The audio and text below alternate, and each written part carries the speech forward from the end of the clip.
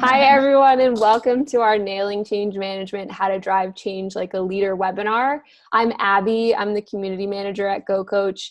We're going to get started in a few minutes, but I just wanted to cover a few tech items before we get started. So if you go to the top right of your Zoom window and hit gallery view, you'll be able to see all of the panelists at once. And then if you go to the bottom of the Zoom window, you should see a chat button. So if you click that and then click the drop down that says all panelists and attendees, you can write messages to everyone during the during the webinar with your questions, encouragement, or if you just want to say hello, we'd love to hear from you. I'm actually going to be turning my camera off shortly because I'm going to be moderating the chat, but I will see you all soon. Thanks, Abby. And hello, everybody. If anyone wants to pop into the chat and tell us where they're joining us from today, we'd love to see who's here and where you're all located, because we're really excited to present this panel to everybody. So we're going to hear from this wonderful panel today about change management. Just to set the record straight, change management is the process for managing change in an organization. So we're going to dive into that definition a lot more throughout this conversation. There are many models of change management like ADKAR, Nudge Theory, McKinsey's 7S model, and so many more. But the panelists today represent change agents from many levels and types of their organization, and they're here to tell their change stories, and hopefully you can learn something from them. So again, just some takeaways that we hope that you'll get from this conversation are, one, how to build the right framework to ensure success for change initiatives. Two, how you can be the best change agent within your organization, no matter your role, the size of your company, or anything else. And how to be empowered to embrace change and help others in your organization with buy-in and join you on the journey. So my name is Rebecca Taylor. I work here at GoCoach. My role is to really sort of bring people like this panel together to talk about how we can continuously learn from each other and put together programs that can make us all successful together as learners and as employees and as an overall community. So I'd love for the panel to introduce themselves. So I'll call on you. So they're going to say their name, where they're from, where they're joining us, and basically what brings them here today. So Karen, you want to kick it off? Hi, everyone. I'm Karen Weeks. I'm the VP of People at a company called Order Groove. We're based downtown in New York City, and we partner with retailers and brands to help create recurring revenue and subscription programs, predictive reorder, et cetera. I've been here about 3 years, and most of my HR career has actually been with startups and scaling companies. So a topic like this is pretty much most of my day, and so I'm really passionate and excited to share my stories, my learnings, my successes, my not so successes with everyone. So hopefully you can walk away with some new insight. Thank you, Karen, and welcome. Joe, you're up next. Good day, everyone. My name is Joe DeBow. I'm currently the Managing Director at Prestige Global Consulting. I'm also a strategic advisor to GoCoach and one of the GoCoach's executive coaches. My background's a little different than the rest of the panel. We've got a lot of HR professionals with us today. I'm a finance guy, so I'm a certified public accountant, a chartered global management accountant. I've got an MBA, a Six Sigma black belt. So the one thing I'll usually say about myself is I'm not your typical finance guy. One of the most rewarding parts of my career was when I ran a leadership development program for 7 years. And that's when I really got involved with the HR aspect and realizing how important it is for the success of any organization. Thank you, Joe. Happy to have you here. Tina, you're up next. Hi, everyone. I'm Tina Allen. Right now, I am leading my own HR consulting practice, Allen Consultings, where I'm providing interim HR business partner solutions to various agencies and organizations. Before starting my own consulting practice, I spent about 25 years as an HR leader, HR generalist, HR business partner, executive HR leader in various companies of various sizes. I've worked in small companies, medium, large, large, nonprofit, for-profit. So I've seen change management succeed and fail in various different environments. I have a lot of stories to share about that journey that I've taken with various different leadership teams. I'm really passionate about change management and the impact that it has on workplace cultures and employees. And so my intent today is just to share some tips and tricks with all of you on about some things that you can think about as HR leaders, how to engage your workforce. If you're not on the HR leadership side, things that you can think about as it relates to how you can get yourself involved and integrated into any change management initiatives that may be happening at your company. I'm happy to be here to talk to you all. Thank you. Thank you, Tina, and welcome. And Fred, you mind telling us about you? Hi, everyone. My name is Fred Leong. I'm currently the head of people at DVL1. It's a growing fintech startup. Our mission really is to make sure this 2008 financial fallout doesn't happen again. Prior to DVL1, no pressure. Yeah. So I spent a number of years at Hearst, the media company, and also at a lot of different banks. So I am passionate about change management, from reorgs to mergers and acquisitions, and really is seeing the impact of how that plays out to teams. When you're acquiring new employees, or even just restructures and how that impacts. So really passionate about here, and happy to share stories and some key takeaways, and really the role of HR and how we can help in dealing with change management. Awesome. Thank you, Fred. And last but not least, Carmen, welcome. Thank you. Hi, everyone. I'm Carmen West. I am also in human resources. I've been in HR for over 25 years, working in various functional areas of HR. Most recently as a senior director for global HR operations with McGraw-Hill Education. And I left there in 2018 and took a year off after working pretty hard, doing a lot of things for them around change and other initiatives. And decided to start my own company. So I started a consulting company as well. It is called West Advantage HR Solutions. And for me, the three areas that I focus on is around people, processes, and technology. Change management is one of the services that I provide, but overall, I'm very passionate about helping people choose to be great every day. And that means a lot in terms of people, processes, and technology. And change management is always in the forefront of that. Also, I'm a coach for Go Coach, and I do coaching with my practice as well. And again, one of the things I'm very passionate about is helping people grow so that they can be the best that they can be. So today I'm very excited to be able to talk about change management, talk about what success looks like and versus what it does not, and the role that it plays within our future, and the role that our leadership plays so that they can have the end result that they want. Love it. Thank you, Carmen. And welcome again to everyone. And let's dive in. So our first question is going to be for Joe. So we kind of started to talk about a little bit of this in the intro, but specifically, Joe, can you tell us exactly what is change management and why following a change management process is so important? Sure. Well, in today's organizations, change is constant and necessary for growth and profitability. Dr. Edward Deming, he's a management guru on quality. He said something a while ago, which I really stuck. He said, change is not necessary if survival is not mandatory. So if you really think about it, change management is the new management, and a consistent change management process will aid in minimizing the impact it has on your organization. Whether the change is about process, technologies, or the structure of an organization, it could be a merger or acquisition. Each change impacts how individual employees do their jobs. And the success of this change depends on the success of the change management and encouraging individuals to embrace, adopt, and really accept that change. Socrates said that the secret to change is to focus all of your energy not on fighting the old, but on building the new.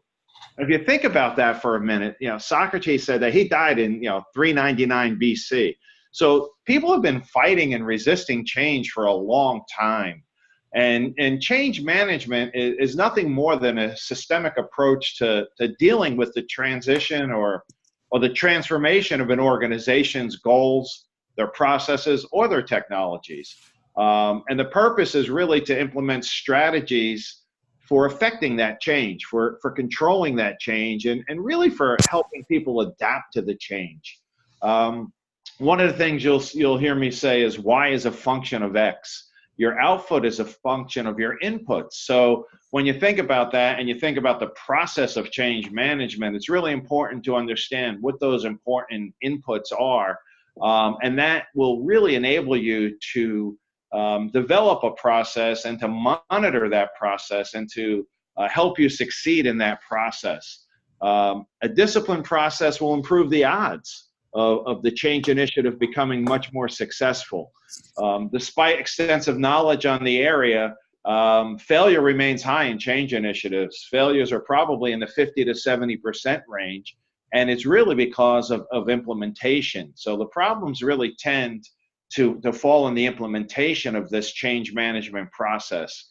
If change management is done well, it can be fun, it can be exciting, and a lot of people can really enjoy the ride.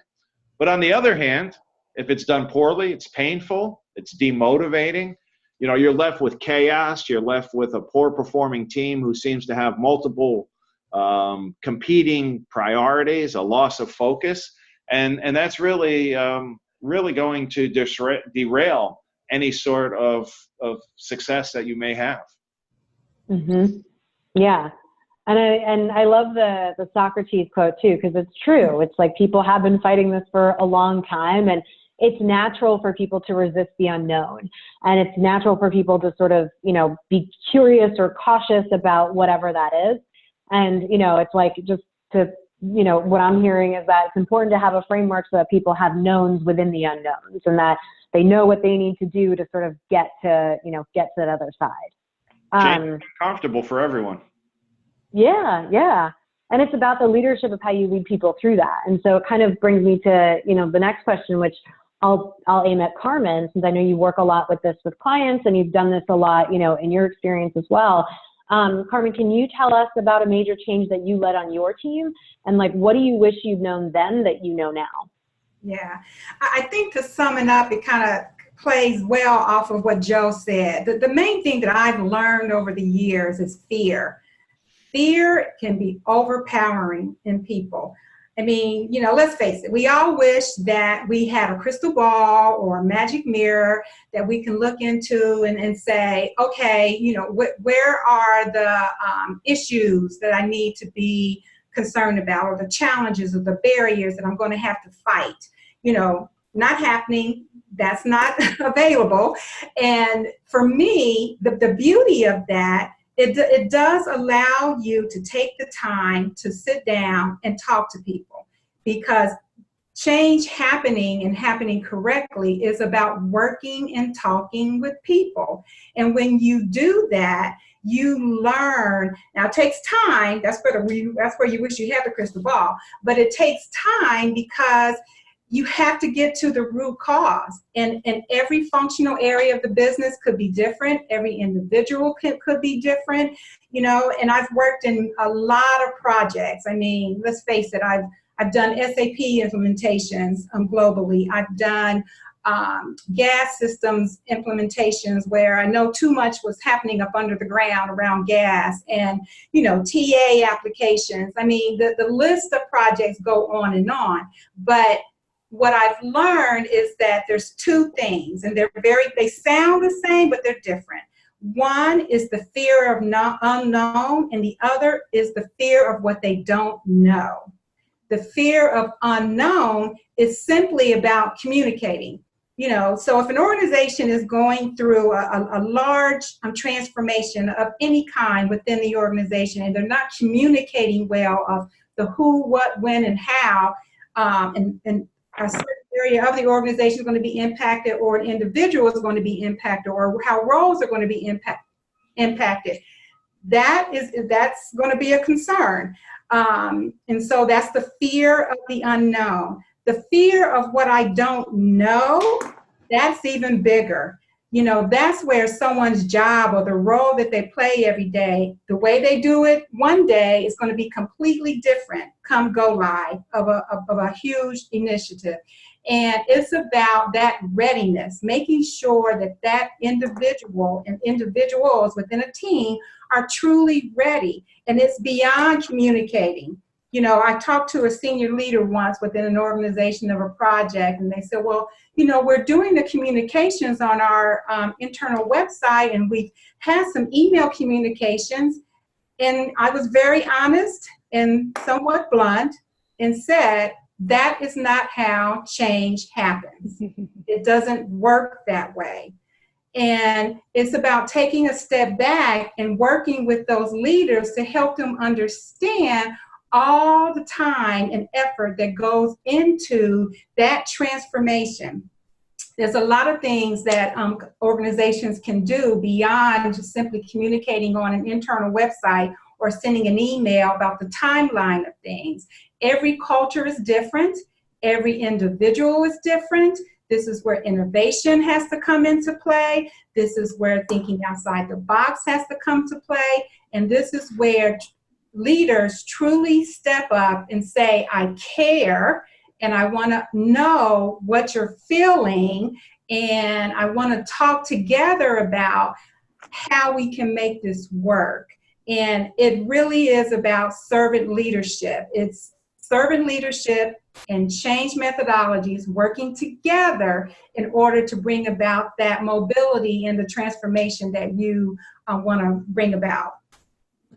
Yeah, I love that. And I love the bluntness too, where, you know, if something is, you know, if something's not going to be set up to be successful in a change, it is important to sort of be honest and be able to say, look, this isn't necessarily how change works. Here are all the factors that need to contribute to it, and here are all the people that need to be involved. Right. You know. Yeah. And so speaking of, you know, all the other people who need to be involved, Fred, this next question is for you. So what role do employees play in change management? We talk a lot about leaders, and we've talked a lot about sort of, you know, HR, but, you know, what role do employees play? How can they participate effectively? And how are they empowered to take ownership of a change component in an organization?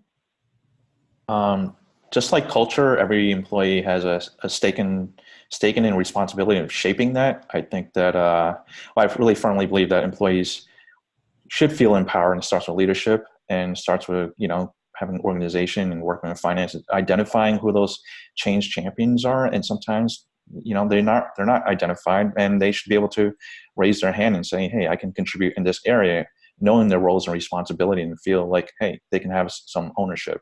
And to kind of, you know, go back to what Joe and Carmen had talked about, it's like getting people to talk. You know, it's just how you frame these communications, having focus groups to talk about these things, because there's a real big gap between leadership sometimes and also people on the ground or in the weeds doing the work, right? So getting to like understand, hey, you know, we're looking for this change on even like a migration. We don't really have the proper context of it. You're doing this on a day-to-day basis, handoffs, workflows, how do we streamline that? And that's the whole, you know, a big part of the change. And every employee should feel, you know, team members should feel like, hey, they should go to their managers, go to the leadership, say, hey, I have value here. I'm doing it. I can save us money. I can save us time, right? And there's the knowledge gaps that they're not really addressed during change management. It's just kind of like, you know, these bullet points, A, B, C, and looking at end to end. But again, you know, bridging the gaps, I think that's a real key part of it. Yeah. It takes a village, right? Yes. It takes a village to manage change. Everyone has a stake in it, so. Yeah, it's true, because it affects you. Like, it affects everybody in an organization. So it's, you know, there's different roles that everyone can play. And I love that, you know, there is ways to empower people and to empower yourself too, to sort of take an active role. So you're, you know, also part of driving the bus a little bit. And so, you know, it's also so it's all well and good to talk about, you know, how to implement change effectively and, you know, how to do it right from the very beginning. And, you know, that's all well and good. But, you know, in the reality of life, right, there's always sometimes you have to do things mid-flight, especially a lot in the startup space, right? And like you, Karen, I've spent a lot of time in the startup space, and there's always well, this is what's already going on, and we somehow need to kind of incorporate this as well. So, so Karen, to sort of think about this, is there anything that you can do to redirect change once it goes off the rails, or how to sort of get it back on track if there's other things happening while the change is taking place? Yeah, I think it really comes down to honesty and transparency. So we are all human, even the ones that supposedly know how to do this. And so we can, I think, just being honest around, this was our approach. We thought this was going to go X, Y, and Z. It ended up going A, B, and C, or we heard feedback that didn't resonate with you guys, or that something was missed, that we missed something, or to Fred's point, we heard feedback from the team about this change, and we need to sort of readjust and just be really honest about that. I went through a situation recently where we shifted our priorities. One team member said, "You did such a great job getting us excited about A, that when you told us about B, we were disappointed." We were like, okay, well, that's fair, because we were excited about A. And one of the biggest lessons was, as we put out this great communication plan, and we talked to the teams, and we did follow-ups, and we built the excitement, we're really big, or we try to be really big on empowering folks to be part of the solution. And so on Friday, when we shared the change, we said, so next week, we're going to work together to figure out what we're going to tackle next as part of this shift. And everybody walked away going, so what do I work on Monday? And we were like, oh, we're going to figure that out. Right. When I come in on Monday, what am I doing? Oh, okay. We understand. So we kind of said, well, on Monday, we're going to figure this out. They were saying, no, what am I literally doing on Monday? And so we had to take a step back and say, okay, so we wanted you to be a part of that, but we completely understand that is not clear. So let us take a step back and talk about this a little bit more. We came with a couple of suggestions of, okay, so Monday and Tuesday, while we're working with you on figuring it out, this is what we're literally going to be doing to finish it up. So people weren't unclear, people weren't anxious, and people had that security of, no, we do know what we're doing, and this is all with purpose, but we want you to be part of that journey with us, but not so free-flying that no one knows what they're doing. And so we had to make that adjustment midway through, both in communication, but also literally helping the teams figure out what they were working on. Yeah, I love that. Someone said this to me once, and I don't know if they were quoting something or if it was just sort of their own thing, but they said that clarity is one of the greatest gifts you can give someone. And it's just, helping someone to understand exactly, what it means for them, to make it really clear whatever action it is that they need to take. And, that's sort of the greatest thing to sort of, again, relieve their anxiety, the fear of the unknown, and all the points that, that you made that have kind of been coming up, in the conversation to begin with. And, I think that there's definitely that saying that the only constant is change, right? And so every company is going through a lot of different types of things at the same time. And so what we've kind of come across a lot, as people, but also as Go Coach, is this concept of change fatigue. And so, so Tina, this question's for you. Can you just sort of share, a little bit about, well, first, sort of describe what change fatigue is, and how you can help manage it and, sort of get your employees through that. Sure. So, from my perspective, change fatigue is when there's a lot of different types of change initiatives happening in one organization, all kind of overlapping on top of each other. And sometimes all of that different kind of change becomes really unwieldy and very stressful for the organization. So that's where change fatigue comes from. I think the way you look to manage that, I know the way you look to manage that is to, number one, really talk about the purpose of the change. And Joe, Karen, Carmen, Fred have all talked about purpose in some shape, form, or fashion with their comments. And I want to go back to that. It's really important when you kick off your change management to be very clear with your organization about the why. Why does this change need to happen? What's the purpose? What's the reason? You want to get clear in communicating that to your organization, and then you want to literally help every employee understand in that organization how their role, how the purpose in their role, what they do ladders up to that overall organizational change. I think you have to start there. And, a lot of people nod their heads at that. It sounds simple and easy enough to do. You think if you have one major piece of communication, like Carmen said, or the timeline you're communicating. No, not so much. What I'm talking about is really iterative communication that's happening with a cadence, where you're not just updating the organization on how things are progressing. You're actually inviting and soliciting feedback and commentary. You are acknowledging the stress. You're acknowledging the chaos. Karen talked about being transparent, that maybe you didn't get it right on the first go. Employees love to hear that. They love to hear that we're vulnerable when it comes to change management. They love to hear that we don't have all the answers, even though we're leadership. So own that and tell them this is a journey. We're going to go on this journey together. We hope to have everything nailed down, but that's not the way life happens, and it's not the way change happens. So it's going to be a little rocky. Come on this journey with us. Help us get it right. Invite them.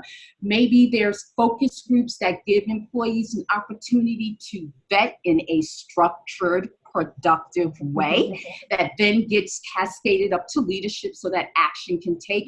Or what about this? Maybe leadership doesn't have to take all of the action. Maybe leadership works with the employees to set the framework, and then you give the employees an opportunity to take leadership in certain parts of the change initiative process. That way, if people have ownership, they're less likely to be fatigued. They might be a little overworked and helping to manage the change initiative along with their regular full-time jobs. But if people know the why, and if people know how the why impacts them and how what they do impacts the why, they're going to get on board because they're going to feel purposeful in what they're doing and how they're helping the organization. So it all goes back to connecting to the purpose. What's my purpose in my role? How does this purpose now ladder up to this new change that the organization is going through? That's one thing I would say. Two things, actually. Bringing the employees in, acknowledging that it's not going to be smooth sailing, that there's going to be some bumps, some hills, some valleys, asking them to come on that journey with you, soliciting feedback from them on how to manage those different valleys and peaks throughout the change process. I would also say that when you're looking at any kind of change initiative, you want to think about ways to message that change so that it's touching every point in the employee experience. So for example, if the organization is going through a big change and you're hiring, are you communicating this great transformation, this exciting transformation that the organization is going through your job postings, so that you're getting the new hires on board as new ambassadors? They're coming into the organization excited about the role they're going to play in the change, and that kind of energy becomes infectious throughout the organization. And there's other different types of touch points. So I think that those are some tips and tricks to help all of us manage through change and manage the change fatigue. It's really acknowledging. It's like any other relationship, right? There's stress. Yeah. You have to acknowledge the stress. You have to acknowledge the peaks and valleys, and you have to acknowledge a journey. A journey is not without peaks and valleys. So I love that. And it's true. I mean, there's a lot to be said for, for humility, right? And for that transparency and sort of being able to share the journey together. Because I think that, when you're a leader, it's so natural to want to feel like you have all the answers and to show your team like we're in good hands. But sometimes, when I look back at some of the bigger changes that I've experienced in my career as an employee, when I think about the managers who stood out, it was the ones who sort of had that vulnerability and they communicated really well. Yeah. And I think to kind of, embellish a little bit on that, Joe, this question's for you, because I know that we've talked about this a lot, just as, in general, as our advisor, and also just as someone who's sort of been through this stuff a lot. How can you over communicate during a change process? And how do you do that to ensure that you're building trust throughout the change? Well, I don't think there's any such thing as over communicating during a major change initiative. If you think about any process that we talk about, right, it's about communication, it's about collaboration and execution. So it's really about results and not the activity. And the way to get that results, to drive that results, is really through open and honest communication. So if you're identifying or planning or executing this plan, it's really dependent on good communication. You need to be clear, honest about what's changing. And as Tina said, it's important to say why, okay? Clear and honest communication is required to really build trust. The leadership team has to explain the benefits of the change, what the employees can expect. The one thing that every employee during any change initiative I've ever been associated with wants to know is, what's in it for me? Right? All they care about is, really, I know there's all this grandiose vision and plan of what's going to happen about our future, but they're really concerned about themselves, right? What's in it for me? So I think it's important to make sure that we're able to articulate that. And any sort of spin or sugarcoating will likely be an effort. Employees will think you're trying to hide something. And you have to make sure you can gain that employee trust if you use simple, straightforward language and you're completely upfront about what's changing and why. And as Carmen and Tina and Fred and Karen all said, is you don't have all the answers, and that's okay, as long as you let everyone know that you don't have all of the answers. Don't talk down to employees. That only makes them feel resentful and unvalued. And some companies believe that the employees can't handle the truth, but people respond, I think, well and respectful to open and honest communication. Employees need the basics of why and where are we going. It's important for the positive outcomes to be there is when we can articulate what winning looks like on the other side of the change. If leaders can inspire a shared vision by creating an ideal and unique image of what the organization can become, right? You need to clarify how the future will be different from the past and how we can make the future a reality. And again, it's we, it's not I, right? It takes a village, as you said, right? So how can we drive the change necessary to really get to that next level? Getting people to see the exciting possibilities of the future. And once that vision is communicated, it really needs to be understood by everyone, and then momentum can begin. And also, as someone, I think it was Tina said, the communication has to be a two-way street. You need to be able to create a channel where employees can ask questions, can express their concerns, and more importantly, can get answers.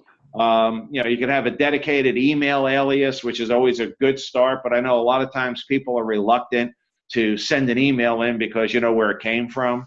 Town halls are awesome to have a town hall. It's a little bit more personal, and if you really execute it right, you can get the story out that we're in it all together. Focus groups are great because they become more of I guess your thoughts are not necessarily out there on your own. They become the group's thoughts, not any individual. But you have to allow employees to ask these questions and address and clarify the things that are concerning them. Because a lot of times something really interesting can come out of that focus group, something that you hadn't thought of, and something you need to be aware of to make sure that you can learn about potential glitches in the process that you never anticipated. So I think to sum it up, speaking clearly and honestly is key to communicating with employees at any time, but especially during the uncertain and unsettling times of change. Yeah. And I totally agree with that too, because it's like you have to not just continuously communicate every stage, but it's also just repeating the same things over and over again a lot too, right? It's like, because sometimes people don't always understand what you're saying the first time you say it, and not in a way that, you're talking down, but it's more just for people to realize and understand that something's happening. You have to repeat it sometimes I think the statistic is 5 to 7 times before, before someone starts to really understand and interpret that. So I think that's, I totally agree. Talk more, share more with your people. And I love the idea for town halls and everything too, because I think those are something that anybody who's watching this can start to initiate and to do either with their teams or even company-wide. So what we see a lot is that, going back to the idea that change is always happening and change is always happening in every organization, there's also some, a lot of situations where different parts of the organization might have different changes happening, right? Or that there's different change initiatives happening. So Carmen, this question's for you, especially just, for your experience with your business now and coming from such a large organization like McGraw-Hill. With all the competing change initiatives going on in organizations, how are organizations working to ensure that they're getting the results they need to have for the success of the business? And how is the future of work driving all of these competing change initiatives too? Right. For me, this is one of the things I'm really passionate about, and one of the main reasons why I decided to start my own consulting company. And it's because a lot of things are changing within the workplace and how people go about running their organizations today certainly will be very different in 2020 and beyond. In fact, a lot of those changes started happening early on, like 2011, 2012 is when you started reading about all over the internet and then globally around those changes that are happening. And those companies who have been out in the forefront of being innovative, listening and reading and staying up on top of the changes that are happening globally, they got out in front of it in terms of how to deal with data analytics, how to deal with A&I, and so on and so forth. So one of the things for me that I've been reading on a lot is with Deloitte. So not to plug them a bit, but Deloitte really does stay on the forefront of what is trending around global human capital trends. And they started doing this back in 2013. So for 2019, their topic is around the forces of change for the future of work. And that is all around technology. It's all around AI, robotics, sensors. You go into stores today and there's sensors and they're watching you. I saw it on the news today, watching you in terms of what area of the store you go to and what you're looking at, all from a sensor, and that's gathering data. And then data analytics. The demographics are changing. The empowerment of your customers, the things that they're demanding as a client for organizations. If you're not listening to that, you're behind the 8 ball. Work and the workforce is being redesigned, the roles and the jobs today. Organizations like Chase, they're thinking of doing away with job descriptions. Now, there's some compliance things around that I'm sure that they're going to have to mitigate, but you don't need a job description anymore in terms of the work that is being done. It depends on the company, but those are the things that companies are thinking about. The implications of individuals and the fact that they want to continuously learn and grow. They want that. And as an organization, if you're not providing that for them, you're going to see your retention numbers drop significantly. Companies are already seeing it. They want to be coached. They want to be mentored. They want to continue to grow. They want to learn things way beyond their job description, because no longer is it about a job description or is it about a title. Implications within organizations, a lot of restructuring is happening, a lot of new technology is happening, and you got to get on top of that and figure out what works for your culture, or how do you want to shift your culture so that it can be the best that it can be, in 2020 and beyond. And then implications around public policy, lifelong education, reassessing legal and regulatory requirements. All of those things are keys within our future. no longer can you maintain status quo, as I talked about that earlier. It's not going to be cool anymore to continue to do things the way you're doing them today. That's just the bottom line. It's not. And then I read a lot about HR because I am an HR practitioner for years and love and very passionate about that. And within that space, the HR organization has to transform. If they don't transform, how will they be able to transform the workforce within the cultures that they work in, and therefore the businesses be able to transform to reach the goals and have the results that they want? It really does start there. And I was reading some other material within this space, and they were saying that HR has to start being strategic. And I thought to myself, and I laughed, but then I got mad, because when did we stop being strategic? At what point did that happen? Did I miss it? You know, so I guess I'm saying all of this to say, as you know, the big picture from HR, whatever role that you're in, you have to stop doing your job the same way that you're doing it and think about how you can do it differently, given everything that is happening in the marketplace, so that not only you as an individual can succeed and grow, but you can help your organization do the same. You have to be different, because status quo, like I said, is no longer cool. It's just not. You need to change, right? Yes. Yeah, I love that. And it's true. I mean, and I love, you know, as spending 10 years in HR myself, I always love saying, when did HR stop being strategic? Because my experience is a little bit different. But it's also the, you know, the concept that we are all in this together, which is something that, you know, has kind of been the recurring theme of this too. And I think, you know, no matter what your role is, whether you're in HR, outside of HR, or whatever, it goes back to that village concept too, right?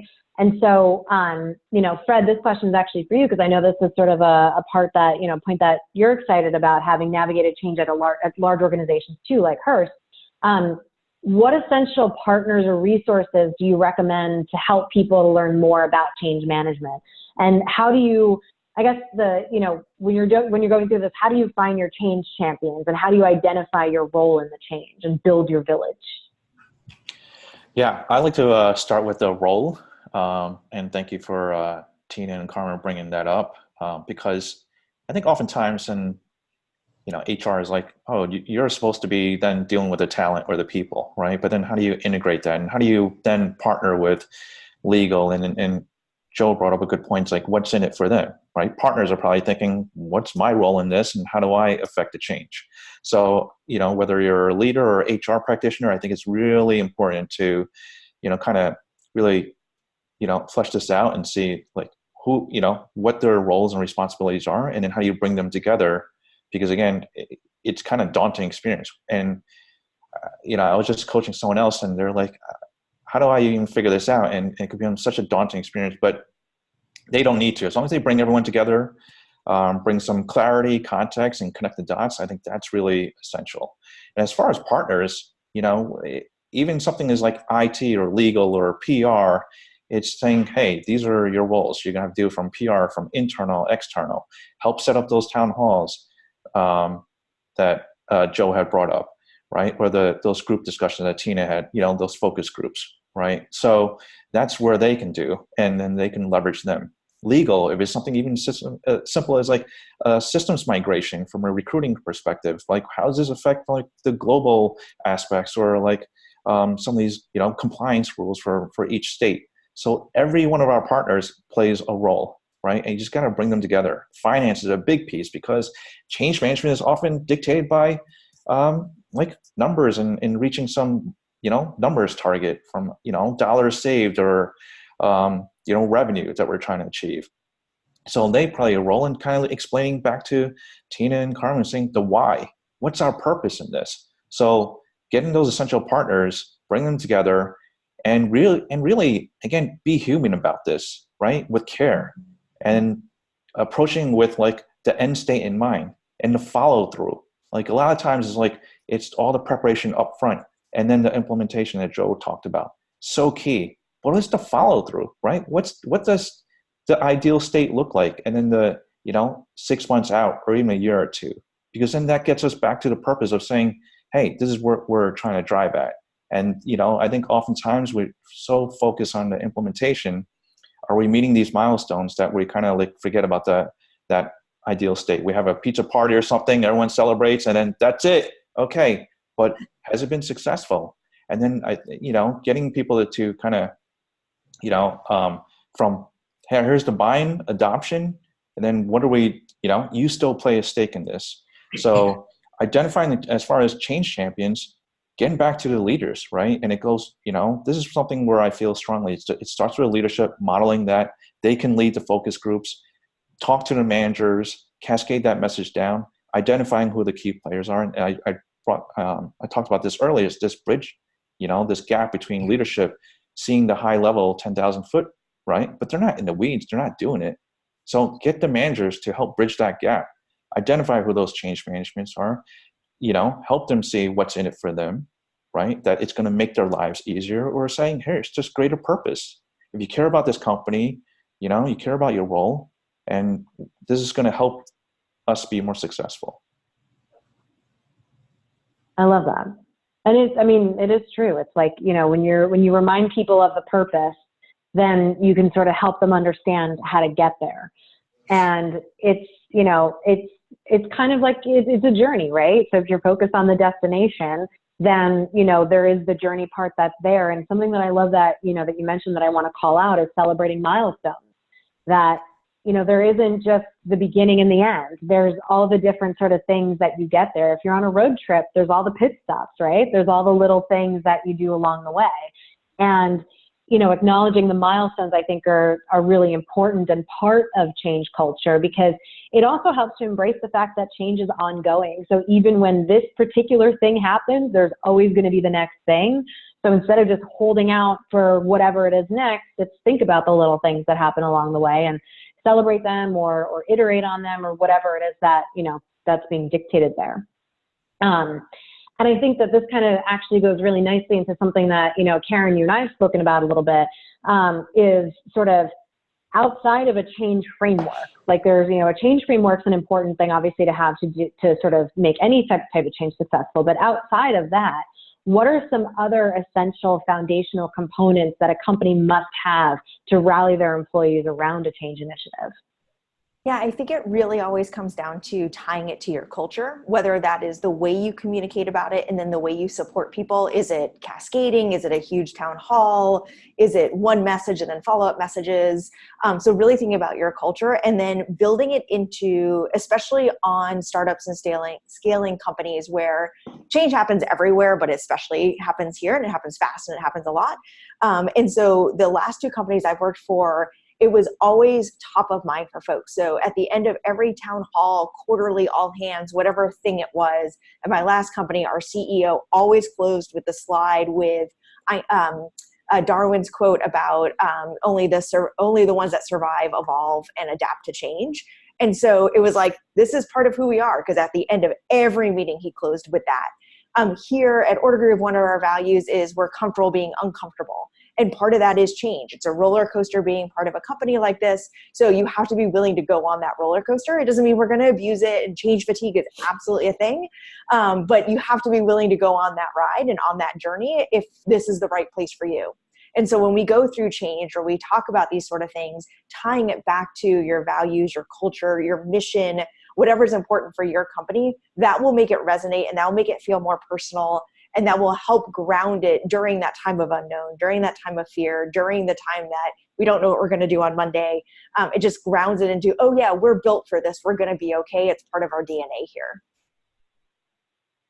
I love that. I mean, HR person in me, I think values are the center of everything. So, and it is true. It's like, there is sort of the balance between change fatigue and constant change, but it's like, if you have sort of the values component in there and you have sort of that change built within your culture, and you can sort of help people get there throughout the interview process, their training process, their coaching, everything, then you can really help them feel empowered to, you know, to bring on the behaviors that you need them to have, which are really what the values are, to see it all through.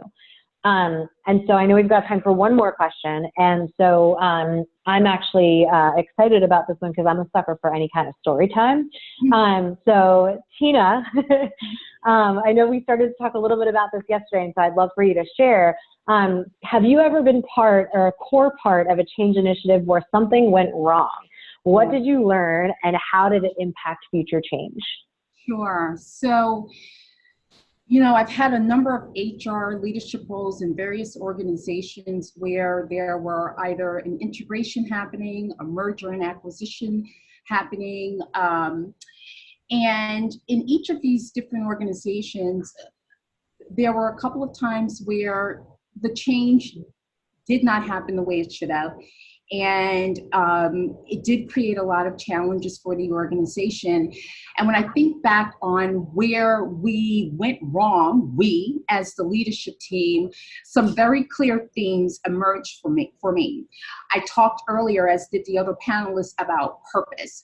And while I can see from the leadership standpoint that we felt like we did a good job communicating to the employees why this change was happening, we didn't do a good enough job in really cascading down and drilling down how the change really impacted them and their role, and making sure that they were clear and on board with how this change cascaded up to the overall organizational purpose. So I think one of the big learning lessons was understanding that you've got to be very clear and provide clarity around organizational purpose. So I did work in an organization that was going through an integration process, and they just weren't clear about why the integration was necessary. Why was it necessary for the organization to engage in this mergers and acquisition?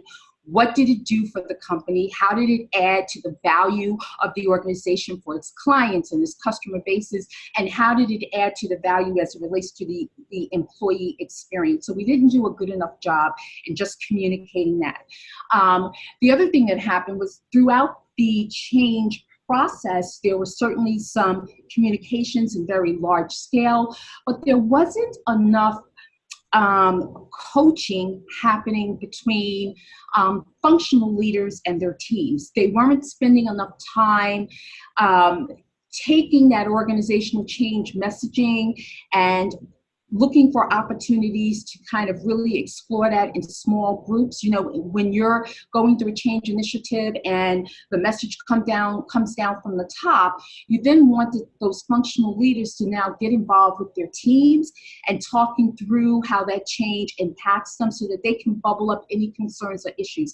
That was something that didn't happen enough. And that's really on leadership, on us as HR leaders to really push the leadership to make sure it's happening. And I'm talking about your C-suite. Get in there with them. When was the last time you talked to your functional heads of different departments? When was the last time they had a one-on-one with their team? When was the last time they held a department meeting and talked through how the change was impacting everyone and just getting some feedback on how folks were feeling? That was not happening enough. And I know this because, of course, all of the employees were lining up outside of my door to ask me questions, to vent, to express their fear of the unknown, like Carmen said. And so I knew it wasn't happening. And what do you do when you're the HR leader and you're on the receiving end of that? You make a beeline for the CEO's office or the C-suite's office, and you sit down and you have a conversation about how you need to kind of take a step back and look at how the change management process is happening, and where can we kind of intersect ourselves to make sure we're connecting the dots for the employees. So certainly in this situation, that wasn't happening enough. And so that's the collaboration, right? That's the collaboration part that we talked about. We talked about communication, collaboration, and then the execution. So from a follow-up standpoint, you map out your timelines, you map out the different steps that's going to happen. There was a situation where we were looking to bring a new organization onto a number of different technology platforms. And the truth of the matter is they really weren't interested How did we miss that in the initial conversations?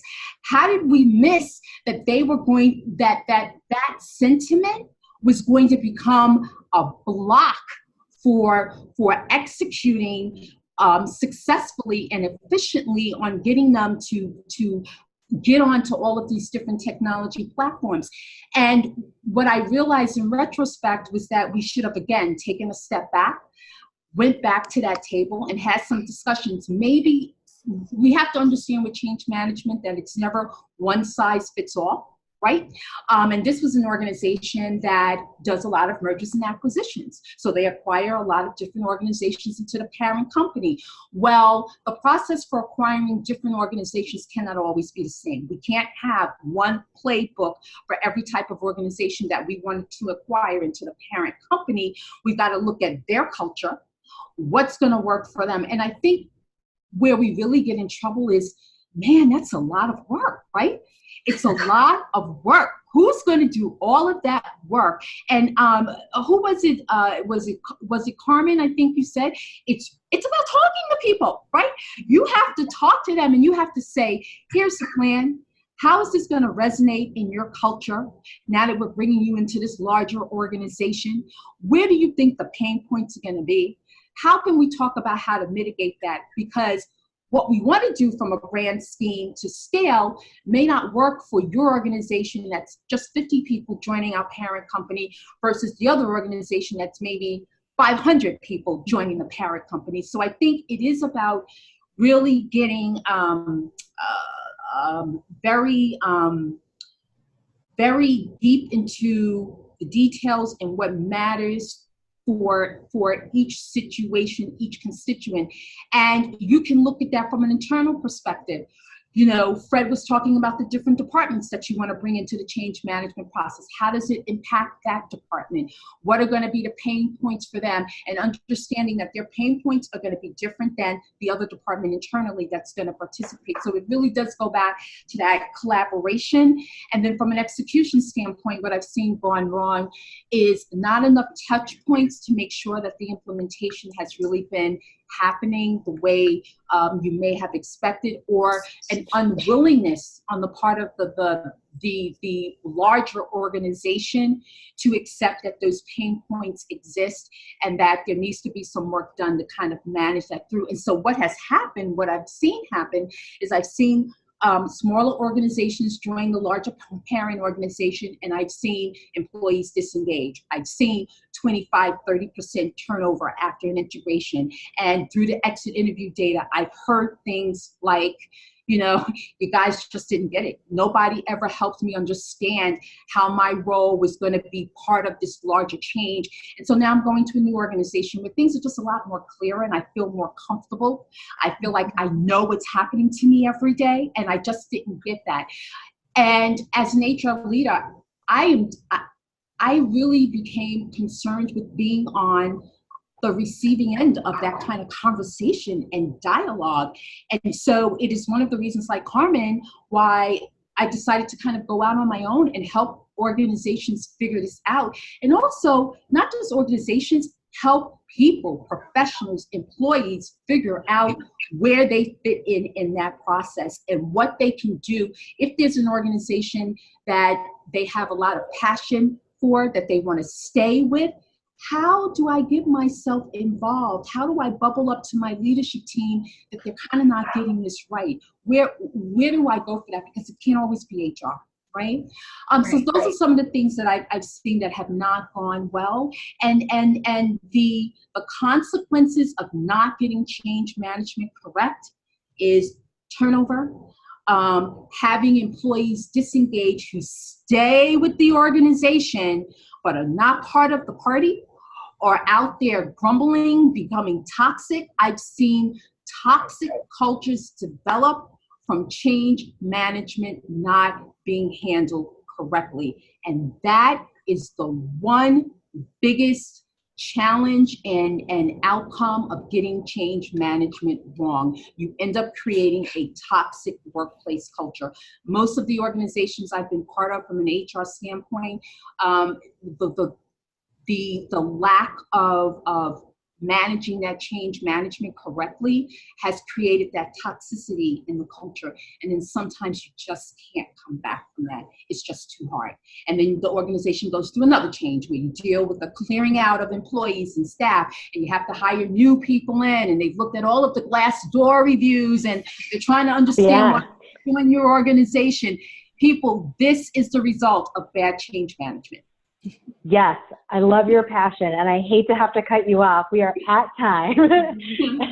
And I love that, because there is definitely a lot that, there's a lot that we can do to really help people drive this really, really well. And, I hope that everyone who's been here was able to learn something in this group. I know I did, and I've thoroughly enjoyed this conversation. And so thank you to everybody for being here as an attendee, as a panelist, and we look forward to seeing more of everybody here soon, because we're going to be doing this. It's going to be a monthly series with different topics. And thank you again to this inaugural panel. And we look forward to seeing you all soon. Thank you. Bye. Thanks, everybody. Everybody, have a good day. Thank you.